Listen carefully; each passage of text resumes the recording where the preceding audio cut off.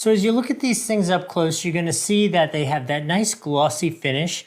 I don't do a whole lot of trimming. I try to show you this stuff the way it came out of the printer. So there's definitely a little bit of stringing, which would be so easy to clean up, but I just kind of try to be fair about that. Pull it out of the printer and show you. They definitely are nice and tough. My personal opinion is that the dimensional accuracy looks spot on to excellent. I didn't measure it throughout, but I had no issues whatsoever, and I think the prints came out great.